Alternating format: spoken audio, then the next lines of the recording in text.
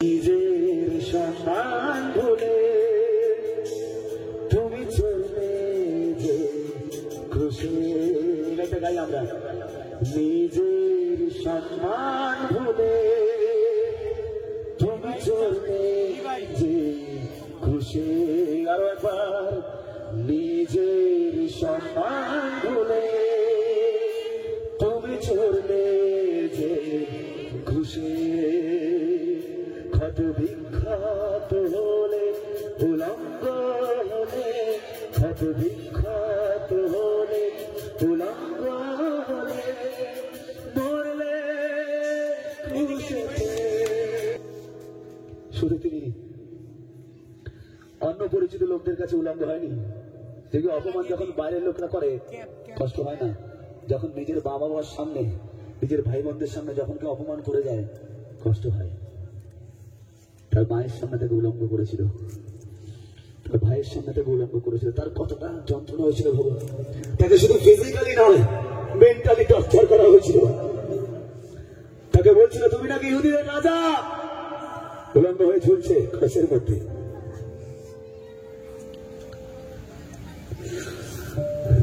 মনে করুন সেই দৃশ্যটাকে, তুমি নাকি ইহুদিদের রাজা। এক পাপী বলছে যদি তুমি ইহুদিদের রাজা হয়ে থাকো তাহলে ক্রস থেকে নেমে আসো, আমাদেরকে বাঁচাও এবং নিজেও ক্রস থেকে উদ্ধার হও। কোনো কথা বলেনি। জানেন তিনি ক্রুশের মধ্যেও এতক্ষণ কেন মারা যাননি? ফিলোসফাররা বলছে, সায়েন্স বলছে, রোমান সোলজারদের কাছে যেই বেদটা থাকতো, যেই চাবুকটা থাকতো, ওই চাবুকের মধ্যে এরকম এক ধরনের প্লেট লাগানো থাকতো। যে প্লেটটা চাবুকটা মারার সঙ্গে সঙ্গে অনেক মাংস খুঁজলে বেরিয়ে আসতো। প্যাশন অফ ক্রাইস্ট দেখলে বুঝতে পারবেন তাকে মারা হচ্ছে, মাংস খুঁজলে বেরিয়ে আসছে। 39 খানা ওই বেতের আঘাত খেয়ে পিঠের পাঁজরের হাড় দেখা যাচ্ছিল। কাটার মুকুট পরিয়ে দিল, বিষাক্ত কাটার মুকুট, গল গল করে রক্ত বেরোলো। তারপরে সহ্য করলো কেন জানেন? কারণ উনি জানতো যে আমাকে এখন বললে হবে না, ওই ক্রুশের ওপর থেকে আমাকে একজনকে বাঁচাতে হবে, সেই দস্যুকে। তিনি একটা প্রাণকে বাঁচানোর জন্য ওই ক্রুশের মৃত্যুকে তিনি আটকে রাখলো, সহ্য করলো কিছুক্ষণ।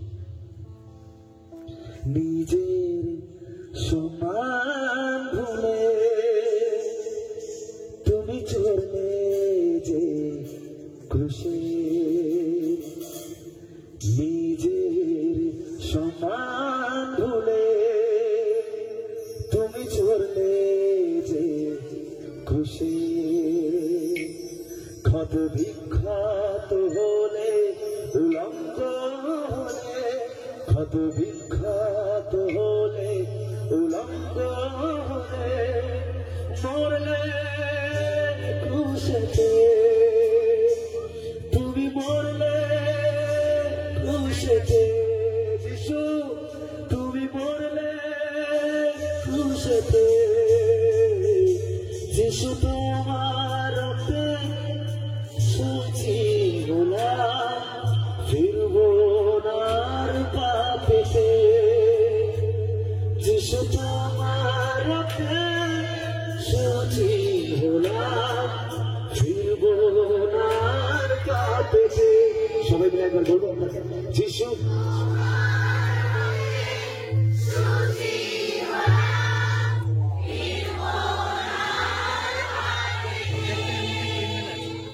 যিশু তোমার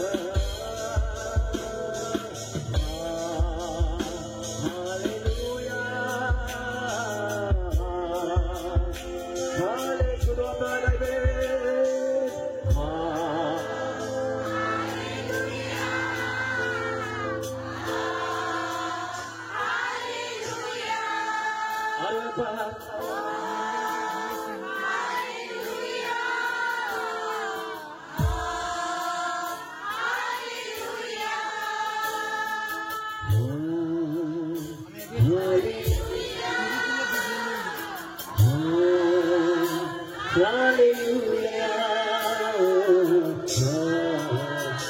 Hallelujah. Hallelujah. Hallelujah. যারা শারীরিক সুস্থতা পেয়েছে আমি তাদের বলছি নয়, যারা চাইছে আজকে আত্মিক সুস্থতা পেতে, যারা চাইছে প্রভুর কাজ করতে, যারা সত্যি সত্যি পাপ থেকে মন ফেরাতে চায়। অনেক পাপ থেকে আমরা মন ফেরাতে পারি না, ঈশ্বর সেগুলো ক্ষমা করে দেয়। যেমন ছোট্ট উদাহরণ দিচ্ছি, অনেক সময় আমরা ঈশ্বরকে প্রমিস করি যে ঈশ্বর আমি সারাদিন এতক্ষণ প্রার্থনা করবো, এতক্ষণ বাইবেল পড়বো, বলি না দিদি ভাই? আমরা করতে পারি না, বিভিন্ন জায়গায় চলে যাই বিভিন্ন কাজের জন্য, ঈশ্বর এগুলো ক্ষমা করে দেয়। কিন্তু জানেন, যখন আমরা ঈশ্বরের আজ্ঞাকে উল্লঙ্ঘন করি তখন ঈশ্বর ক্ষমা করে, কিন্তু কষ্ট পায়, কিন্তু একটা টাইম পর্যন্ত ঈশ্বর সহ্য করে। প্লিজ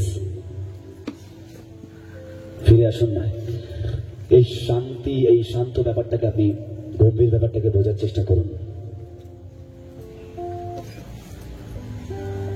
অনেকে ঘুম পাবে, অনেকে ক্লান্তি পাবে, তবু যিশু বলছে, যিশু কোনো গান করে বলেনি, যিশু কোনো গিটার বাজিয়ে সভা করে বলেনি, তিনি মাত্র 10 হাত ধরে বলল, তোমরা এখনো ঘুমাচ্ছ, আমার জন্য কি ঘন্টা খানিক জায়গা থাকিতে পারো না? তিনি পরীক্ষা ছিল মন্ডলী, পিতা যদি তোমার ইচ্ছা হয় এই পেয়ালা আমার কাছ থেকে দূর করো, তথাপি তোমার ইচ্ছাই সিদ্ধ হোক। এটা সময় মন্ডলী। ফিরে আসি, গান আমরা অনেক শুনেছি, আমরা সভা অনেক করেছি।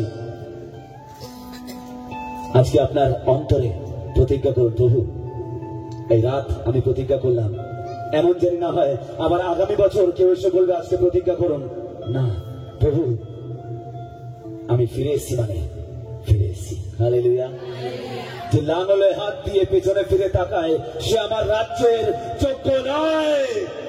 যিশু বলছে, আপনাদের সবার অনেকের হাত, আমি সবার নয়, অনেকের হাত লাঙলে আছে, আপনি, আমি সবার কথা বলছি না, আমার কথায় খারাপ ভাববেন না। ঈশ্বর সবাইকে বেছে নেবে না তার রাজ্যের জন্য, সবাই সুস্থতা পাবেন। ঈশ্বর সবাইকে বেছে নেবে না তার কাজ করার জন্য, কিন্তু যাকে বেছে নেবে ঈশ্বর তাকে স্বয়ং গিয়ে ডাকবে। আমেন।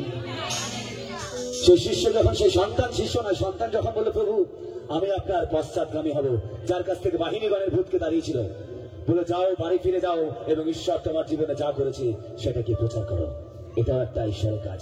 কিন্তু কিছু কিছু জন আছে যাদেরকে ঈশ্বর ডাইরেক্ট হাত দিয়ে বলে, পিতর তুমি মাছ ধরছো আমি জানি, কিন্তু আজ থেকে আমি তোমাকে মনুষ্যধারী করবো। হালেলুয়া। এখানে অনেক পিতর আছে, হালেলুয়া। এখানে অনেক পৌল আছে যারা যিশুর বিরুদ্ধাচরণ করেছিল, তার সত্ত্বেও যিশু তার সামনে দাঁড়িয়ে গিয়ে বলেছিল, তুমি কেন আমায় কষ্ট দিচ্ছ?